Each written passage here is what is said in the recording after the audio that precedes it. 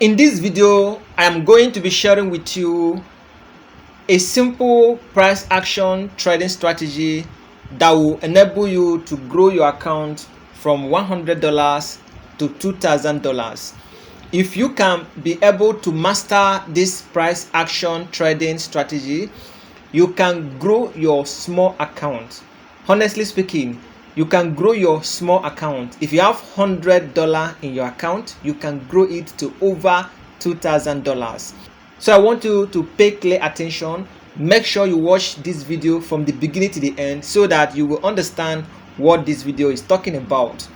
When we talk about price action is when a trader analyzes the chart, the naked chart. No need of indicator, no need of anything, just the naked chart. When traders analyze the chart to point out past trends, which should enable them to be able to predict the directional movement of the market in future. So they use past things that happen, the past charts, to predict future movement of the market. That is what price action traders do, and this is one of the simplest way of making money in the forex market, because price action tells you what the market is doing currently, other than indicators. Many indicators are lagging. So indicators are lagging because the price must have moved before the indicator will give you a signal. But with the use of price action, you are currently trading based on the current market condition, and that is why so many forex traders are using price action trading strategy to make money consistently in the forex market. So with the use of price action, you can be able to analyze the movement of the market, identify patterns, and also know when to enter a trade and when to take your profit. With the help of price action, you will know when to enter and when to place a stop loss and when to take your profit, and that is what price action does for you. So for you to become a great price action trader, you must understand 6 things. You must take these 6 things seriously, because these are the things that will enable you to become a successful price action trader. In fact, I call it price action trading formula. If you want to become a consistent profitable trader using price action, these 6 things that I'm about to share with you in this video will help you to become a serious profitable price action trader. So I'm going to explain it, and after which I will dive into the live chart and show you an example so that you will understand what this video is talking about. So for you to become a successful price action trader, the 6 things you need to take into consideration is: 1, you need to look at the market structure. So the first thing as a price action trader is for you to look at the market structure. So let's dive into the chart for me to show you what I'm talking about. All right. So for you to become a strong or a consistent profitable trader using price action strategy, the first thing you need to do is to look at the market structure. So right now, if you watch, you see that the chart is clear. We are not using any indicator, right? So you can go to the higher time frame, like the 1 hour time frame. If you're a day trader, you can use the higher time frame to analyze the chart, like the 1 hour time frame to analyze the chart. Right now, we are now at the 1 hour time frame, right? And this is naked price action. There is no indicator, right? So you can clearly see this is a naked price action. And like I said, the first thing is the market structure. So what is market structure? Market structure has to do with uptrend, downtrend, and range. So with the help of a market structure, you'll be able to know whether if the market is going up, going down, or ranging. Now if you look at this, what is the market structure here telling you? It tells you that the market is in a range from this point to this point. It can clearly tell you that the market is ranging, right? So now the market structure here implies that the market is ranging. So this is clearly what a ranging market. Then the market structure here tells you that the market is in a downtrend.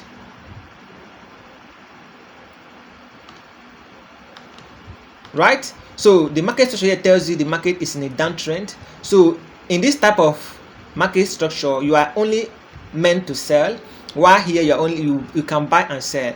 So this is the different market structure we talk about. This is a ranging market, this is a downtrend, and then let's look for another market structure. So this is another market structure. Can clearly see it. This is an uptrend. So this is an uptrend. Let me enlarge it so that you can clearly understand it. Okay, so this is an uptrend, this is a downtrend, and this is a range.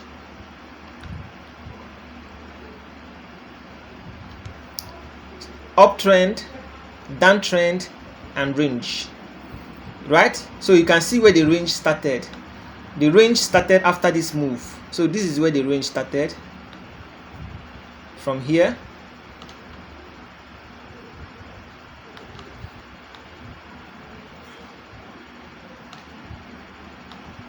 So this is where the range started. So from here the market is ranging. From here the market is trending down. From here the market is trending up. So as you can see, this is a ranging market. This is an uptrend. This is a downtrend, right? So you use the trend line to connect the highs, you use the trend line to connect the lows, and here you can connect the highs and the lows, because here only sellers are in charge, here only buyers are in charge, but here both buyers and sellers are in equilibrium. They are exchanging prices. So after the market structure, the next thing you look into is what we call the area of value. What is an area of value? An area of value is support and resistance level. And you know that as a forex trader, support and resistance is very important in trading. So after identifying the market structure, the next thing you need to look into is what we call an area of value. In other words, you can call it support and resistance level. So support and resistance level is a point or level where price tend to reverse, right? So price is not able to break through that level, and that is why buyers and sellers are always looking at that level. So after the market structure, the next thing you look into is the area of value, which is support and resistance level. So where is support and resistance level? So this is the resistance level for ranging market, and this is the support level for ranging market. So sellers place their sell trade here and their stop loss above. Buyers place their buy trade here and their stop loss below. While here you only sell because selling are in charge. So you simply place your sell trade at what? At the resistance level, because the sellers are in charge of the market. So this is the resistance level. You can see that the trend line has helped us to identify resistance level. So you simply place your sell trade whenever price makes a pullback to the resistance level. Then here the market is in an uptrend, so buyers are in charge, so you only look to buy. So where do you buy? You buy at the support level. So this is the support level. You can see that the trend line is holding onto the support level. So you buy here, your stop loss is below here. You buy here, stop loss below here. You buy here, stop loss below here. You buy here, stop loss below here. The same thing here. You sell here, stop loss above here. You sell here, stop loss above here. You sell here, stop loss above here. So this is how you identify an area of value, which in other words you call it support and resistance level. So after that, next thing you look into is your entry trigger. Your entry trigger, in other words, can be referred to as candlestick pattern. So candlestick pattern is a different course on its own. I've treated it in my previous video, but in my subsequent video I'm going to do justice to that also. So candlestick is very important. So your entry trigger is your candlestick pattern, and they are just 4 powerful candlestick pattern that so many traders are using. They are called the bullish engulfing pattern and the bearish engulfing pattern. They also have the bullish pin bar and the bearish pin bar. So these 4 candlestick pattern are what traders use the most. Bullish engulfing is used during an uptrend. Bearish engulfing pattern is used during a downtrend. Then bullish pin bar is used during an uptrend, while bearish pin bar is used during a downtrend. So the next thing you do is you look at your entry trigger. So what is your entry trigger? We look for price rejection. So if you look here, you can see this long wick. This long wick is what we call the bearish pin bar. The bearish pin bar, right? So this long wick tells you that there's a rejection at this level. The buyers cannot push the price any further. That is why you get this long wick. So in other words, you call it the bearish pin bar. So once you identify this wick, this bearish pin bar, it tells you that the buyers cannot push the price further. So this gives you a confirmation to enter a trade. So the same thing here. You can see the rejection wick. So this rejection wick is called the bullish pin bar. So the bullish pin bar tells you that the sellers cannot push the price further, right? So it tells you that this support level is holding strong.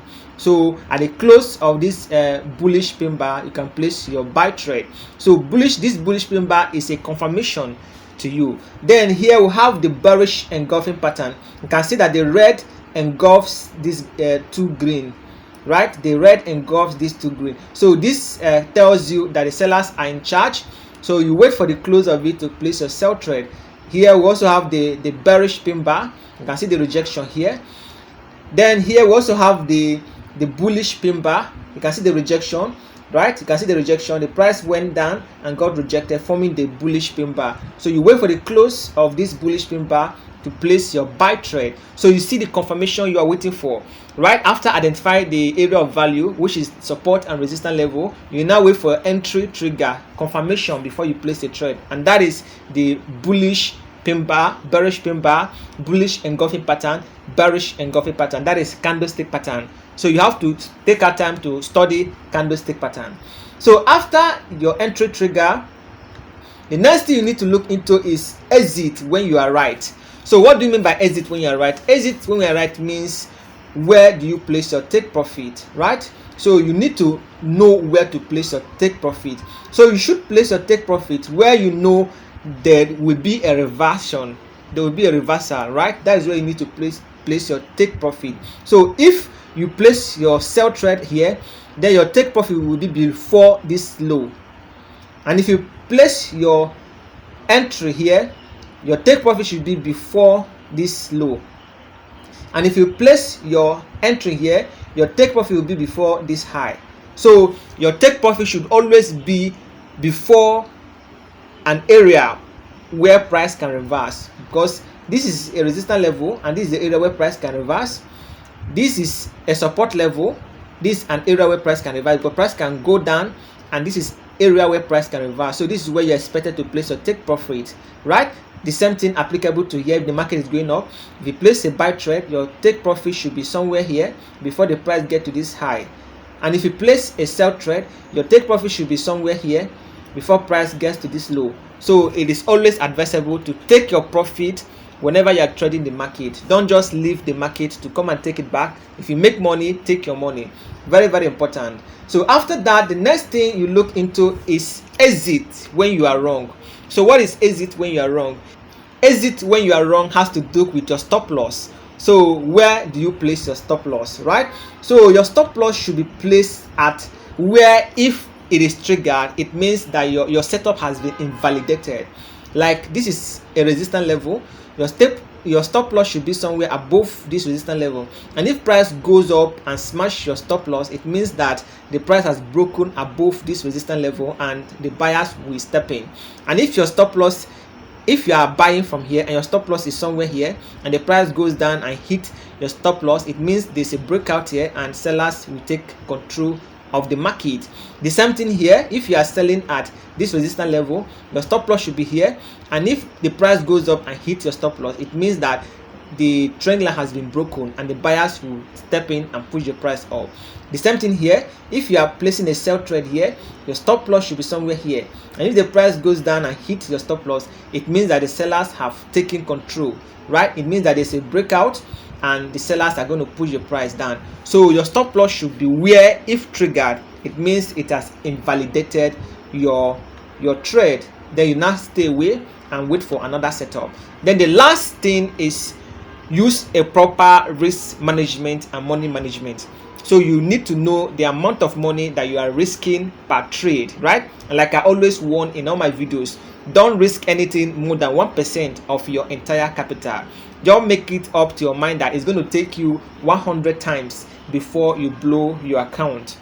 As you make use of this strategy, also take note that money management is very important in trading. So you should not risk more than what you can afford to lose. Like I said, don't risk more than 1% of your trading capital. So when you combine all these things together, it's going to give you a perfect price action trading strategy. And with this, you can easily grow an account of $100 to $2,000, and you can even grow an account of $2,000 to $20,000